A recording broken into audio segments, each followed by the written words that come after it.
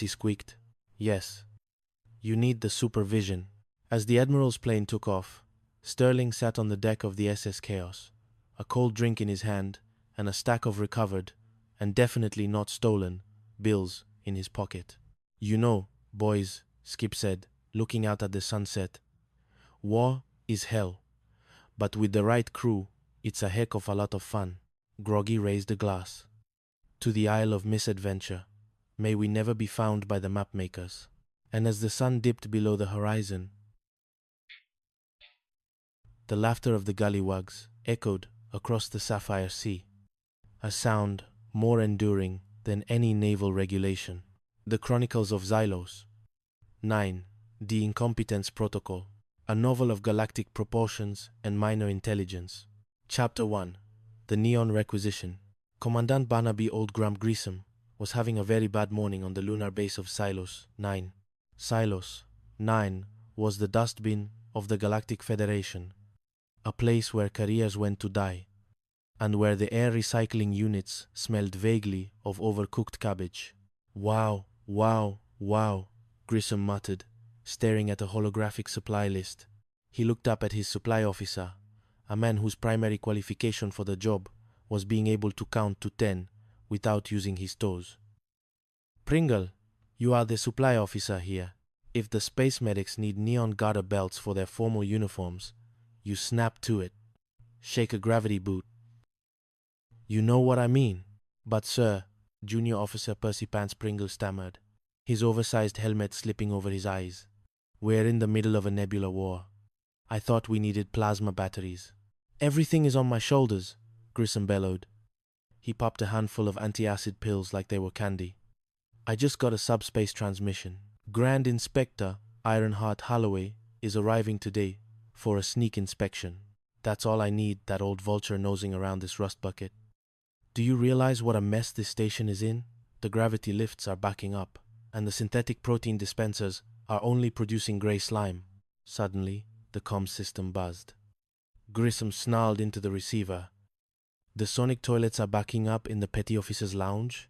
So what? I'm the commanding officer, not a plumber. Grissom groaned, clutching his stomach. My stomach acid could power a starship. Pringle, if I were actually sick, like legitimately incapacitated, I could appoint an acting commandant. Then he would have to deal with Ironheart Holloway. A wicked gleam entered Grissom's eyes. It wasn't the plasma batteries he hated most. It was Commander Maverick, Mav Sterling, and his crew of the Starskipper 73. They were a bunch of space pirates in Federation uniforms, living on the far side of the moon, brewing illegal moonshine and racing their scout ships. If I appoint Sterling as acting commandant, Grissom whispered, he and his cutthroats will run wild and destroy their careers right in front of the inspector. It's brilliant. Chapter 2. The Fever of Convenience. Within the hour, Commandant Grissom was horizontal. He had applied a light dusting of grey nutrient powder to his face to simulate lunar fever and was practicing his best death rattle. Commander Maverick Sterling walked in, looking far too relaxed for a man in the presence of a dying superior. Mav was a man who viewed the Federation's rulebook as a suggestion for a comedy routine. Oh, Mav, Grissom wheezed. It's bad. The medics don't know if I'll make it. I need to appoint an acting commandant, someone with charisma. Well, sir, Mav said, leaning against the life support tank. I'm sure Lieutenant Carpenter here is ready to. No, Carpenter is a boob, Grissom shouted, momentarily forgetting he was dying. He coughed violently to compensate. I'm appointing you, Sterling, and Pringle here will be your executive officer. Pringle's eyes widened. Me? Oh boy. Did you hear that, Skipper? I'm an exec, Mav sighed. Sir, I'm a star pilot. I belong in a cockpit, not behind a desk. Bureaucracy makes me break out in hives. That's an order, Sterling. Now get to my office and command something. As Mav and Pringle exited, Grissom sat up and grinned. This is going to be the happiest illness of my life. Chapter 3. Archdukes and Asteroids. Mav's tenure as acting commandant was exactly the disaster Grissom hoped for. Within 2 hours, Pringle had accidentally authorized the construction of a recreational bowling alley in the middle of the live-fire laser range.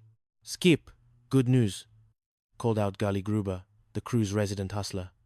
The boys found those neon garter belts for the medics.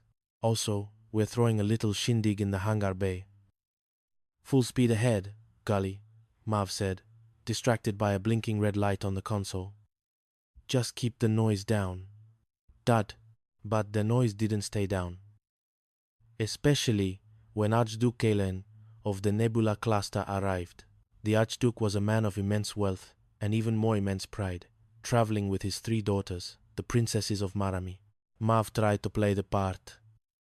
He greeted the Archduke with a flamboyant bow that nearly sent him toppling into a cooling vent.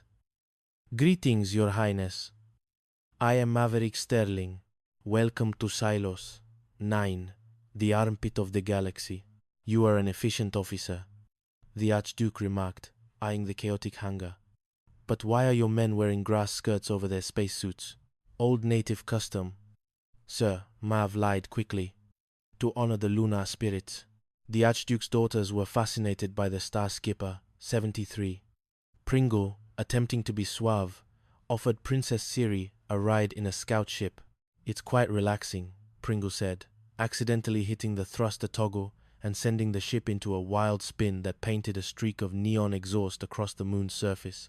Meanwhile, Grissom, who had been watching from his sickbed via hidden cameras, was furious.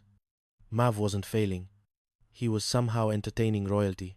Grissom decided to miraculously recover, just as Grand Inspector Holloway's ship touched down. Chapter 4. The Giggling Commandant. Grissom's attempt to sabotage Mav reached a fever pitch. He decided to bring Mav and Pringle before a fitness board to have them stripped of their commissions. They are incompetent. They are pirates. Grissom screamed at the board. Mav knew he needed a miracle. He knew Grissom was allergic to everything, but he also knew the station's dentist had just received a shipment of nitrous oxide laughing gas. During the hearing, Mav's crew managed to reroute the ventilation system of the courtroom to the gas canisters. Commandant Grissom, Mav said, suppressing a grin as he saw a faint puff of gas enter the room. You claim we are unfit, but look at yourself. You seem tense. Grissom began to twitch. He looked at the Grand Inspector. Then he looked at Pringle, who was wearing a rose in his lapel. He, Grissom giggled. Pringle, you look like a giant, clumsy sunflower. The room fell silent. Grand Inspector Holloway frowned. Commandant, this is a serious proceeding. Proceedings are for nerds, Grissom shrieked, suddenly standing on his chair. Let's talk about the time Pringle torpedoed a garbage scow. He thought it was a stealth sub camouflaged with potato peels. Ha ha ha ha ha. Potato peels. The juice has a kick like a space mule. Grissom began dancing. He grabbed the inspector's hat and put it on. I'm the captain now. Winky wonky woo. Holloway turned to Mav. Is he always like this? Combat fatigue, sir, Mav said solemnly. The poor man sees hula girls everywhere. He's obsessed with them. I am not. Grissom laughed, hugging a confused Pringle. I just love everyone. Especially you, Chucky Wucky. The fitness board was cancelled immediately. Grissom was hauled off to the medical bay, still singing a bawdy lunar sea shanty. Chapter 5. The Case of the Cyber Lizard. The final straw came when the Federation payroll 60,000 galactic credits in cold, hard chips went missing. Grissom, now recovered but humiliated, saw his chance. Sterling stole it. I left my wallet as bait, and now it's gone. Mav was worried. He hadn't stolen it, but someone had. Or rather, something. Xylos. 9 was home to a Sid lizard, a 3-foot-long, cybernetically enhanced reptile that the crew had adopted as a mascot. They called him Sid. Sid had a habit of eating anything shiny.